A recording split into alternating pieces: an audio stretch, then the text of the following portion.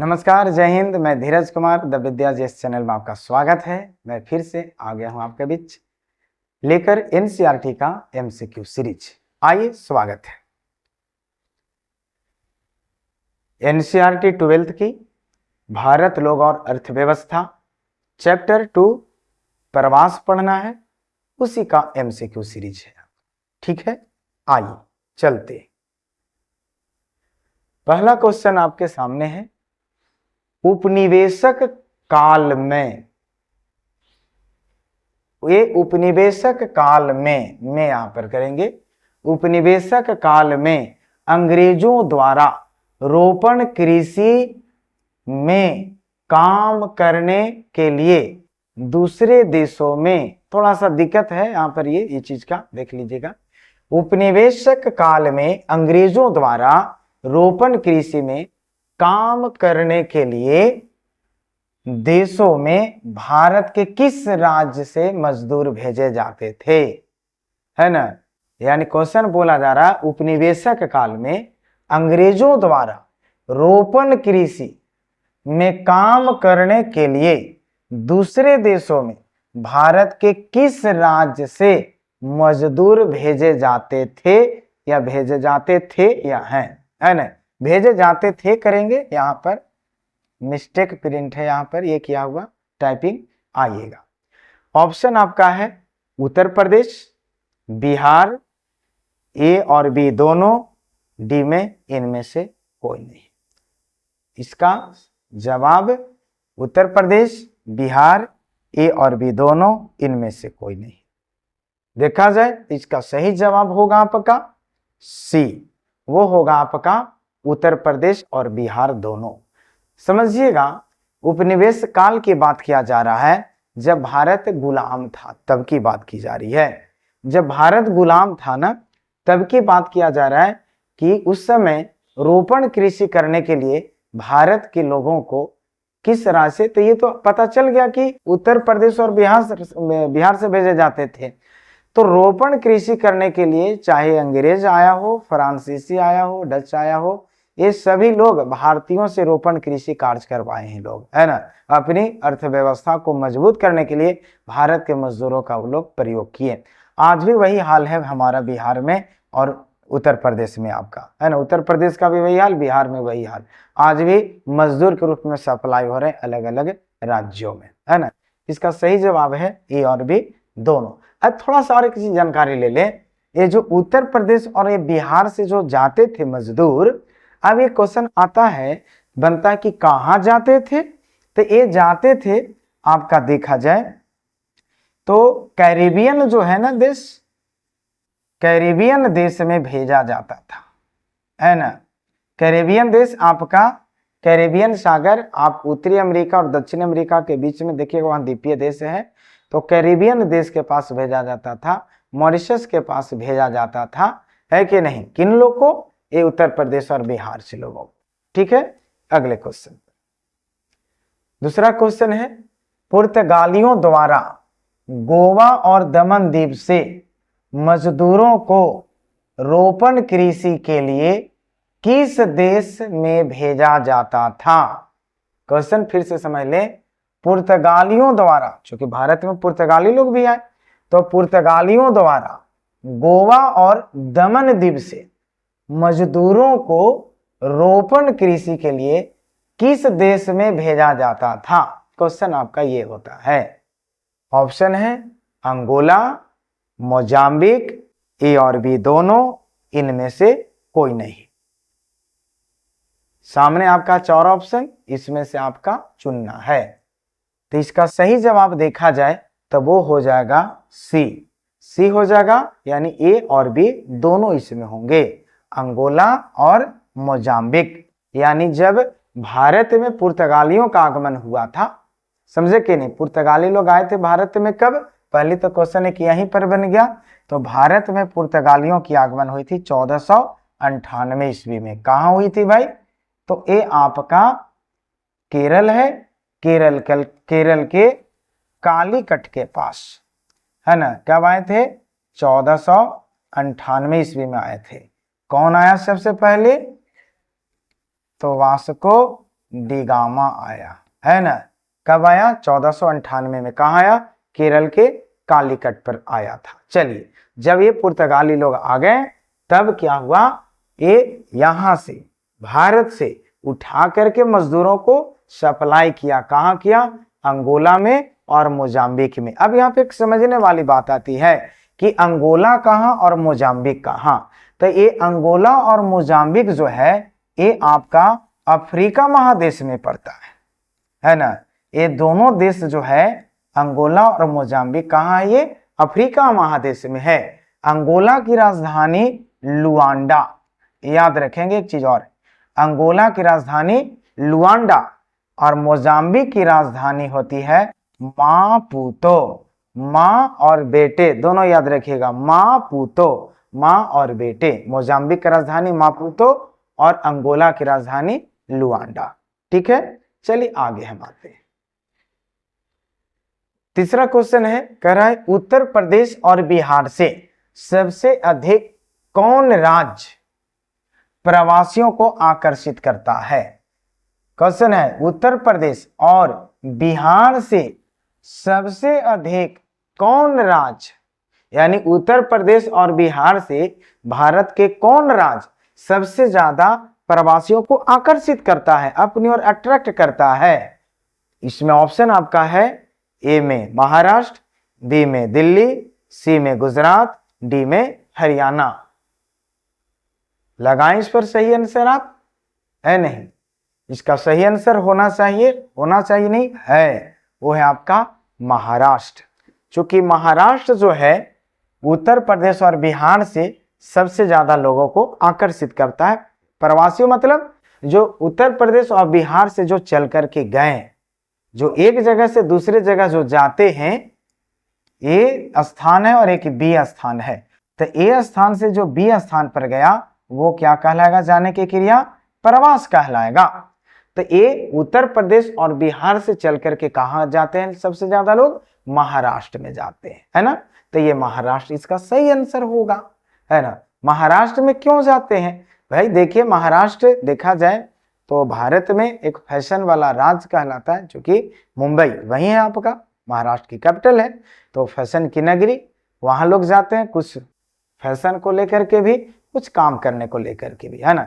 इस तरह से ये महाराष्ट्र में ज्यादा आकर्षण होता है। ठीक है, चलिए अगले क्वेश्चन की ओर आते हैं। चौथा क्वेश्चन है आपका, फोर्थ क्वेश्चन, अंतरराज्यीय प्रवास में प्रथम स्थान पर है।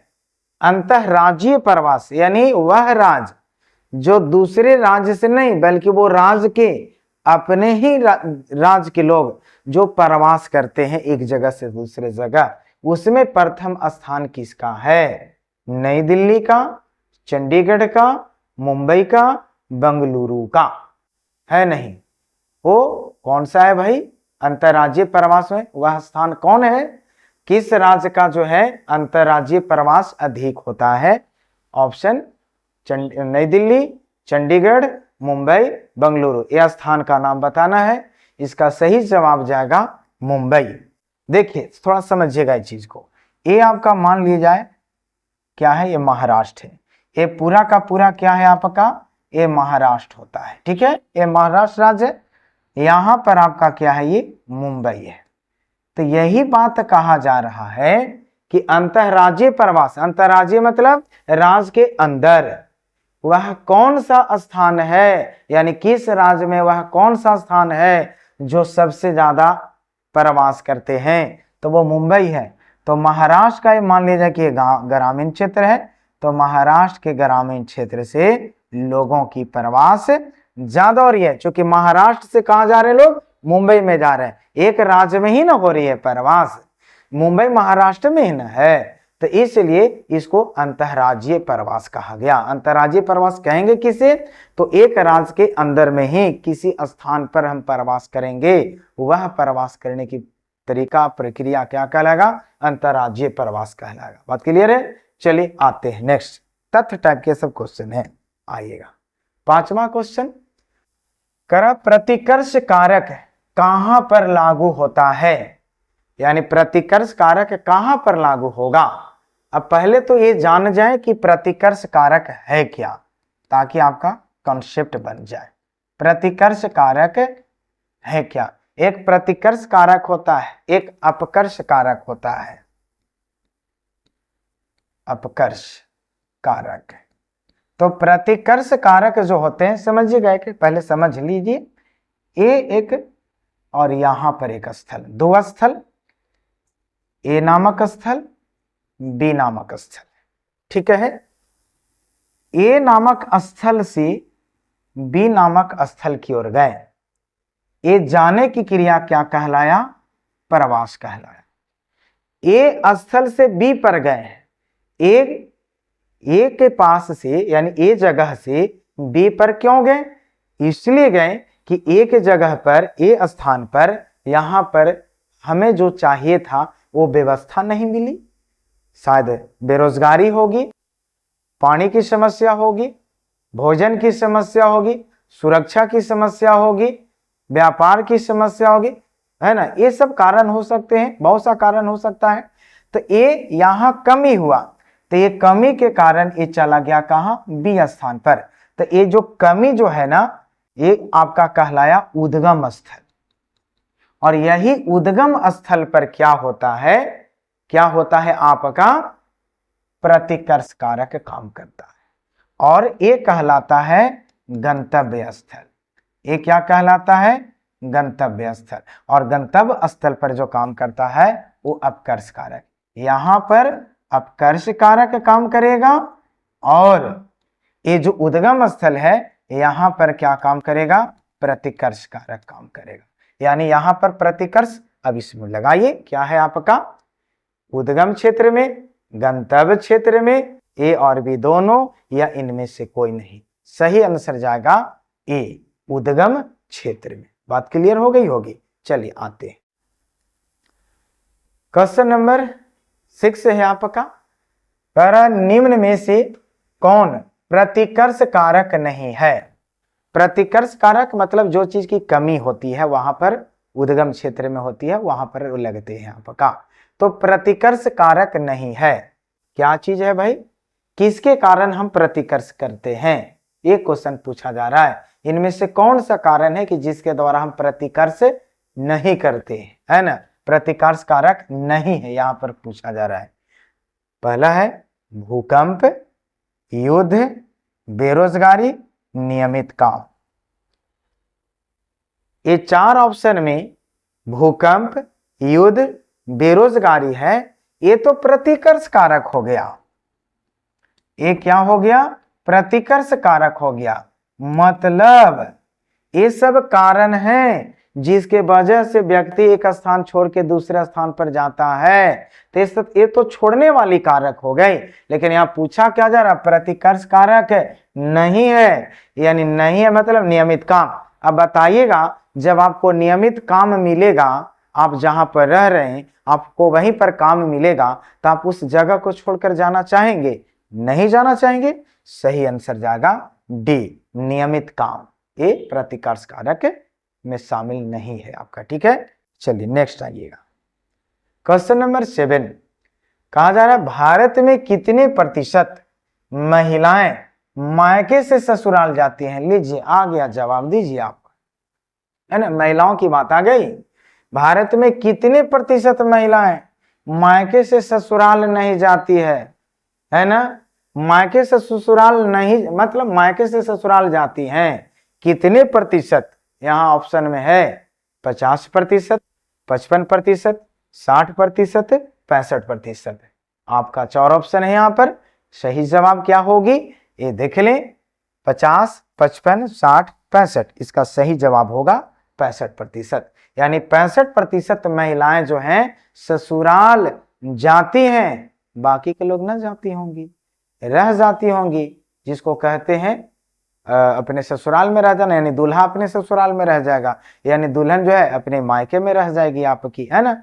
लेकिन मेघालय देखा जाए तो इसका उल्टा होता है। 65% जो महिलाएं ससुराल में जाती हैं, लेकिन मेघालय ऐसा राज्य है, कौन सा? मेघालय। मेघालय में ससुराल जाने वाली महिलाओं की संख्या बहुत कम है ना, बहुत कम है ना। चलिए आगे आते हैं, क्वेश्चन नंबर 8 कहा जा रहा है गंदी बस्तियों और क्षुद्र कॉलोनियों प्रवास के कौन सा परिणाम में आता है। क्वेश्चन समझ लें, कहा जा रहा है गंदी बस्तियों और क्षुद्र कॉलोनियों प्रवास के कौन सा परिणाम में आता है। ऑप्शन है सामाजिक परिणाम, जनांकीय परिणाम, पर्यावरणीय परिणाम, आर्थिक परिणाम। क्वेश्चन को समझ लीजिए, गंदी बस्ती और क्षुद्र कॉलोनियां, बताइएगा गंदी बस्ती और क्षुद्र कॉलोनियां जहां पर गंदे संदे है ना, निम्न वर्ग का लोग वहां पर रहेंगे, वो क्षुद्र कॉलोनियां कहलाएंगी आपकी, है ना। तो वही पूछा जा रहा है कि एक कौन सा कारक में शामिल होगा गंदी बस्ती और क्षुद्र कॉलोनियां, तब वो होगा आपका किस कौन सा परिणाम में, तो वो परिणाम होगा पर्यावरणीय परिणाम। अर्थात ये जो है गंदी बस्तियां और क्षुद्र कॉलोनियां ये पर्यावरणीय परिणाम में शामिल होंगे। क्यों भाई, क्योंकि ये पर्यावरण पर इफेक्ट डालेंगे गंदी बस्ती और क्षुद्र कॉलोनियां। ठीक है, चलिए आगे आते हैं। क्वेश्चन नंबर 9 कहा जा रहा है प्रवास से विविध संस्कृतियों के लोगों का अंतः मिश्रण होता है। क्या कहा जा रहा है, प्रवास से क्वेश्चन पकड़ लिया जाए, प्रवास से विविध संस्कृतियों यानी अलग अलग संस्कृतियों का लोगों का अंतः मिश्रण होता है, यानी एक दूसरे में मिलते हैं, एक मेल मिलाप होती है ना, सभ्यता संस्कृति का आदान प्रदान होता है। किसमें, कौन सा परिणाम में शामिल होगा, आर्थिक परिणाम में, सामाजिक परिणाम में, पर्यावरणीय परिणाम में, जनांकीय परिणाम में। भाई संस्कृतियों की बात किया जा रहा है, संस्कृति किसमें शामिल होगी भाई, तो स्वाभाविक होगा वो शामिल होगा सामाजिक परिणाम में, है ना। यानी क्वेश्चन नंबर 9 का सही आंसर क्या होगा, बी, सामाजिक परिणाम। क्योंकि संस्कृति का आदान प्रदान कहाँ होगा, समाज में होगा, समाज में लोग रहेंगे, समाज से आना जाना रहेगा, तो हमारे यहाँ की खाना पीना क्या है, आप दूसरे जगह से आए तो आपके यहाँ का खाना पीना क्या है, आपके यहाँ की सभ्यता संस्कृति कैसी है, मेरे यहाँ की कैसी है ना, ये सब चीजों को मेल मिलाप होगा, वही अंतर मिश्रण किया जा रहा है। ठीक है, चलिए नेक्स्ट आते हैं। क्वेश्चन नंबर 10 कहा जा रहा है निम्न में से कौन सा भारत में पुरुष प्रवास का मुख्य कारण है।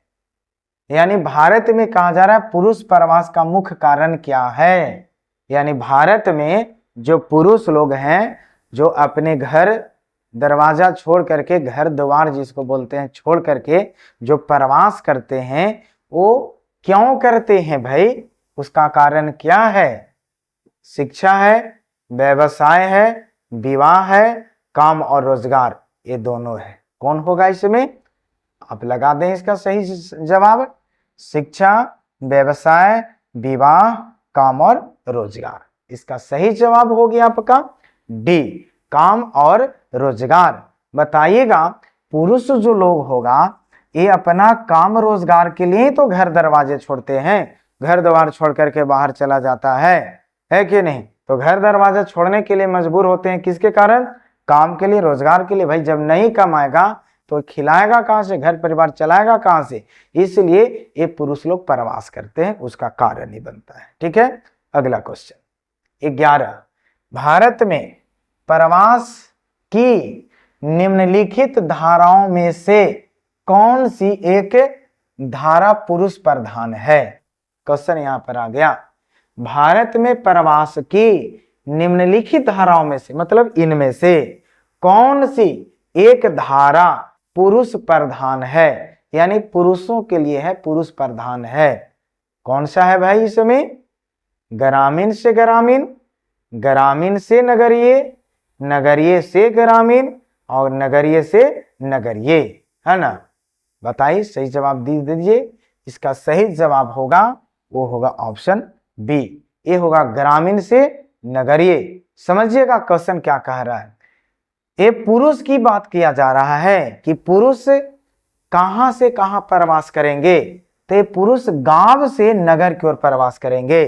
क्योंकि पुरुष जो है गांव में तो रह ही रहा है पहले से, भाई शादी विवाह करके बाल बच्चे के साथ तो गांव में रह ही रहा है, लेकिन वो प्रवास करेगा दो रोटी के लिए, काम के लिए, रोजगार के लिए, बच्चों और परिवार को पालन करने के लिए, तो ये गांव से कहाँ जाएगा, नगर में जाएगा, तब तो इसको नगर में रोजगार मिलेगी। गांव में तो बेरोजगार बैठा हुआ है, तब ये गांव छोड़ करके नगर जाएगा। तो ये पुरुष पर ये लागू होता है कि गांव से नगर की ओर प्रवास करेंगे।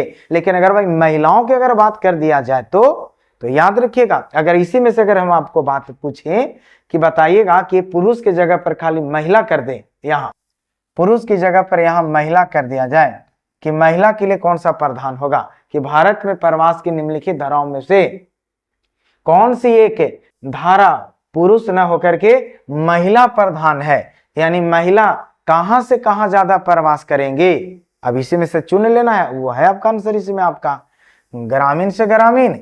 ये तो आपका इसमें हो ही गए तो होगा ही नहीं, नगरीय से ग्रामीण या नगरीय से नगरीय। इसका सही जवाब हो जाएगा ये ग्रामीण से ग्रामीण, यानी महिलाएं गांव से गांव ज्यादा प्रवास करती हैं। इसका सही, इसका मतलब मूल रीजन देखा जाए तो विवाह है, क्योंकि भारत जो है गांव में रहता है। जो कि आप कल भी आपका पिछले बार वीडियो में हम बोले थे कि भारत की आत्मा गांव में बसती है, किनकी कथन था, तो ये था महात्मा गांधी का। उसका सही जवाब सुन लीजिए और ये भी जान लीजिए कि जब भारत का आत्मा कहाँ बसता है भाई, गांव में। तो गांव में महिलाएं रहती हैं, पुरुष भी रहते हैं, लेकिन महिलाओं की जो शादी हो रही तो गांव से गांव में प्रवास करेंगी, एक गांव से वो गांव में शादी होगी, है ना, तो गांव से गांव में प्रवास होगा, एक रीजन। और खेती बाड़ी जो होती है उसमें भी लोग गांव से गांव प्रवास करते हैं, है ना। इसलिए महिलाओं के लिए लागू होगा ग्रामीण से ग्रामीण और पुरुषों के लिए लागू होगा ग्रामीण से नगरीय। ठीक है, अगले क्वेश्चन के नेक्स्ट क्वेश्चन है 12 नंबर क्वेश्चन। कहा जा रहा निम्नलिखित में से इस नगरीय समूहन में, यानी यहां दिया हुआ है उसमें से प्रवासी जनसंख्या का अंश सर्वाधिक है, यानी किसमें प्रवासी जनसंख्या का अंश सर्वाधिक है, यानी कहां पर ज्यादा प्रवास हम करते हैं। इसका सही जवाब क्या होगा, मुंबई नगरीय समूहन में, बेंगलुरु नगरीय समूहन में, दिल्ली नगरीय समूहन में, चेन्नई नगरीय समूहन में। इसका सही जवाब होगा आपका ए, मुंबई नगरीय समूहन में। क्योंकि आप इससे पहले भी आप देखें कि मुंबई जो है ना, क्या है, फैशन का मतलब नगरी कहा जाता है नहीं। ये यहाँ पर लोग खींचा करके चले जाते हैं मॉडलिंग के चक्कर में भी और कुछ रोजगार के चक्कर में भी, है ना। तो इस तरह से कहाँ चले जाएंगे लोग, समूहन कहाँ होगी, वो मुंबई नगरीय समूहन में। ठीक है, तो इस तरह से फिर ये आपकी खत्म होती है और इसके बाद फिर हम अगले वीडियो में मिलते हैं अगले सेशन को लेकर के। तब तक के लिए आपसे विदा लेते हैं। आप अपना स्वास्थ्य को ख्याल रखें। धन्यवाद।